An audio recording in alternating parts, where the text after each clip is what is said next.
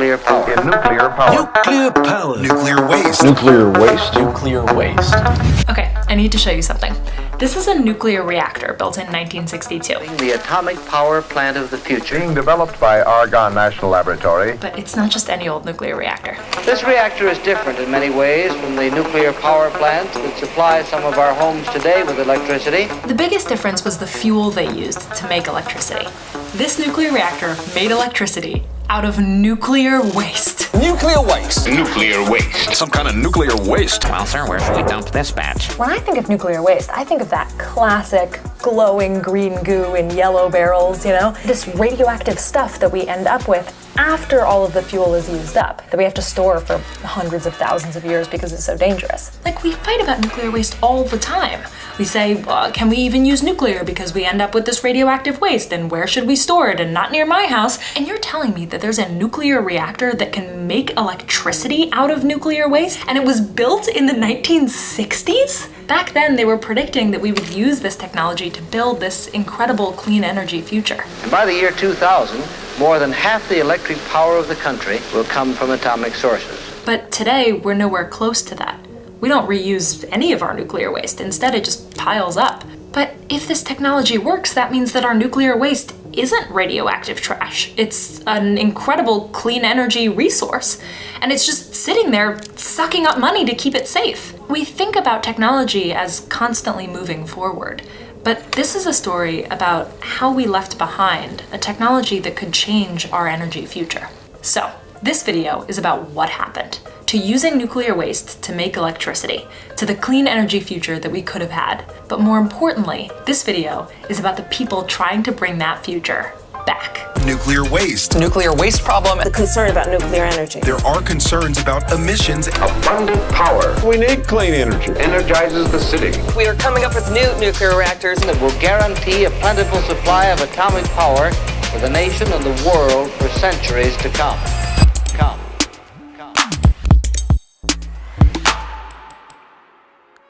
I first got obsessed with this topic because a couple of weeks ago, my friend and fellow video journalist Johnny Harris called me up and he asked me for some help on a video that he was making all about nuclear power. Let's do this. I'm going to go down the rabbit hole on why people are afraid of nuclear energy. What are the events and the things that freak us all out? And I kind of want you to do the opposite.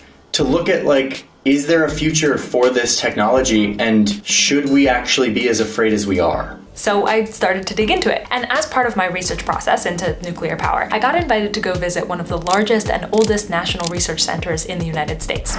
Here we are. This is Argonne National Laboratory. We're gonna get to go see the research that they're doing.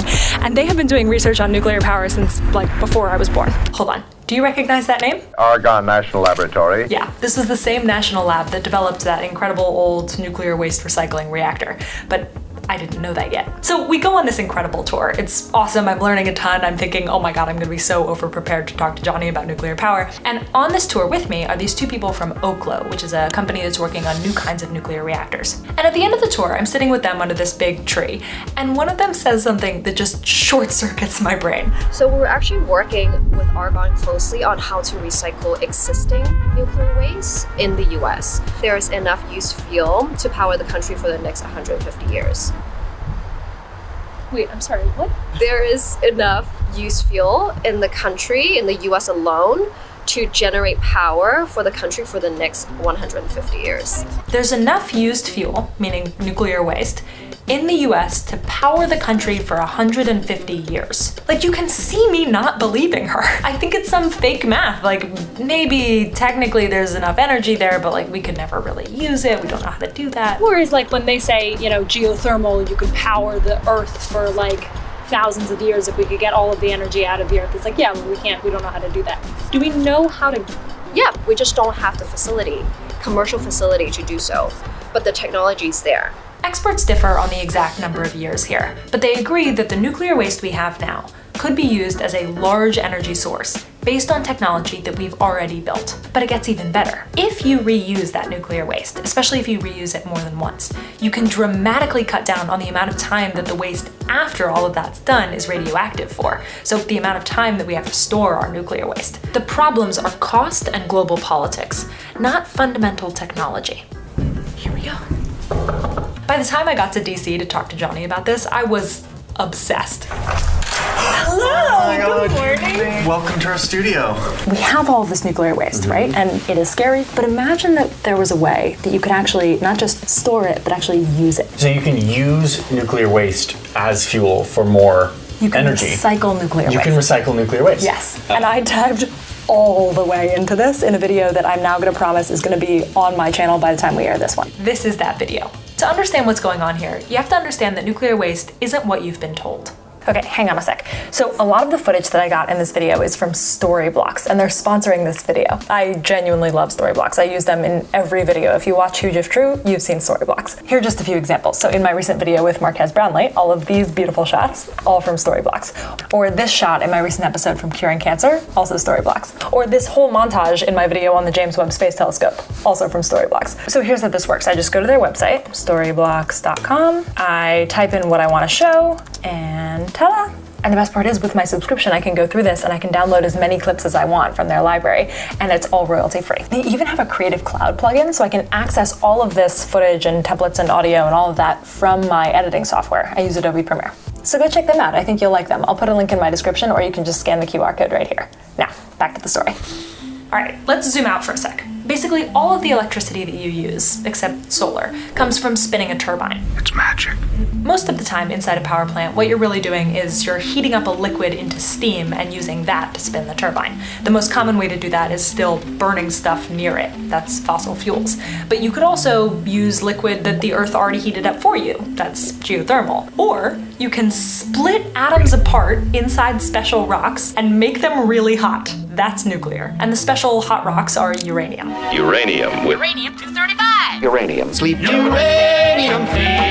But only a really small part of natural uranium, less than 1%, is a kind of breakable uranium that can sustain a nuclear reaction. This is uranium-235. The number refers to the number of neutrons in the atom. So typically uranium goes through a process called enrichment, which is making more of the uranium-235 out of the less useful uranium-238. By the time that's all done, your fuel looks like this. If you take your finger up to your first joint, that's about the size of a uranium fuel pellet. Those pellets then go into these long metal rods that I got to see while I was at Argonne. And then comes the nuclear reaction. So you fire a bunch of free atoms at your uranium-235, which cracks it into smaller, very unstable atoms, and throws off a couple other neutrons in the process, which zoom off and hit more uranium nearby, and then more and more, a chain reaction of splitting atoms. And each time they get split, a little mass turns into energy, which makes the rods really hot, which heats the water, which spins the turbine, which generates electricity.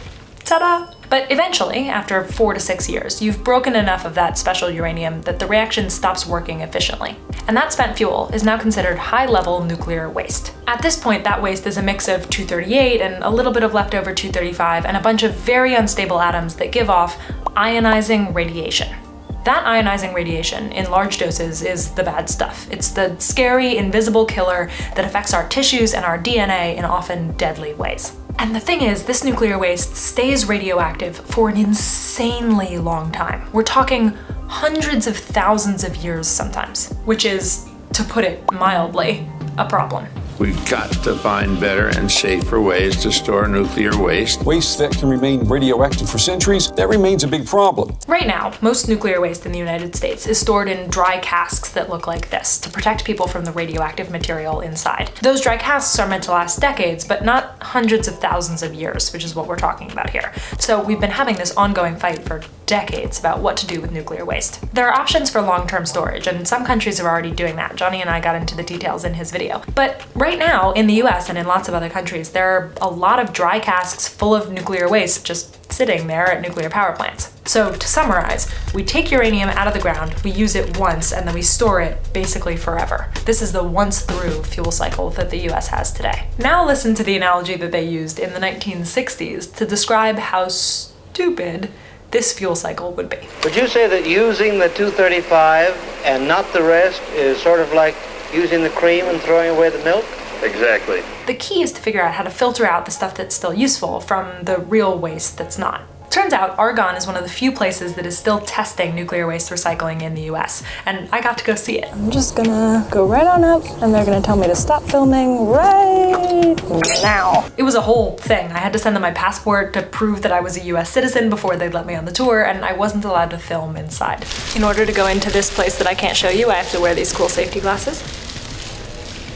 How do I look? Amazing. Let's do it. Luckily, Argonne itself has actually published footage from the lab that I toured, so here's what they're doing inside that large protective box. First, they cut up the nuclear waste into little pieces. Then they dissolve those pieces into a vat of molten salts. When they run electricity through that vat, it separates the uranium and other useful materials from the rest of the junk and pushes it across the vat, where it creates deposits of the useful stuff on the other side. Then they make new fuel rods out of those deposits and stick them back in a reactor. And it's not just possible to do that once, you can do it multiple times. Not just making electricity, but also reducing how long that waste is radioactive for, because you're using up the materials that last the longest. From hundreds of thousands of years down sometimes to hundreds of years, which is a much easier time frame to store something. If you can pull this off, you can have a nuclear fuel cycle that looks like this. You mine the uranium, you use it in a reactor, filter out the useful stuff, then you use it again and maybe again and again. And when you can't anymore, then you put it in much shorter term storage that's much more manageable. This is called a closed fuel cycle, and there are lots of variations, but it's not hypothetical. Some countries, like Japan for example, are already doing this. And they say they do it because it reduces their dependence on imported fuel, it conserves uranium, and it reduces the radioactivity of their nuclear waste. Which makes sense. So, what happened in the United States? Tonight I want to have an unpleasant talk with you. In 1977, President Jimmy Carter announced new policies meant to stop the growing risk of nuclear war. And that meant stopping all nuclear recycling. Why? Well, you remember the materials that we separated out during the recycling process. One of those materials was plutonium, which is a highly radioactive element that was seen as the highest concern for nuclear proliferation. So President Jimmy Carter stopped all nuclear recycling, saying, quote, "A viable and economic nuclear power program can be sustained without such reprocessing and recycling." The US moved away from the kinds of reactors that could handle nuclear waste, called fast reactors, and toward the kinds of reactors that exist today, called light water reactors. But while the US stopped nuclear recycling, other countries didn't. The ban on nuclear recycling stopped being seen as helpful to slow the threat of nuclear proliferation. So President Reagan lifted the ban in 1981, but by then, companies had invested in the kinds of reactors that couldn't recycle, the kind that we have now. Today, the main claim is that nuclear fuel recycling is too high cost. It's just not economical. And that's true compared to using new uranium, which has been cheap and plentiful. What incentive did anyone have to recycle their fuel? But those incentives are changing. The combination of wondering whether global conflict will cut off fuel supply, and the recognition that we need more clean energy in as many ways as possible, as fast as possible, has started to wake people up to a technology and a dream that we left behind. We are not far off from it. We're not talking about a technology that we're dreaming of, that we hope can work. We're talking about a technology that has already been demonstrated before and proven. We just need to commercialize it. There is a lot to figure out and a long way to go. But if we can recycle nuclear waste, I think it says something profound about what we as humans are capable of. Splitting atoms, sure, but I mean something much more simple. Changing our minds and overcoming our fears. To use our resources and our technology and our ingenuity to make other people's lives a little bit better tomorrow than they are today. And this, of course, is just the beginning. Not only will atomic power be released, someday we will harness the rise and fall of the tides and imprison the rays of the sun. We have indeed just begun.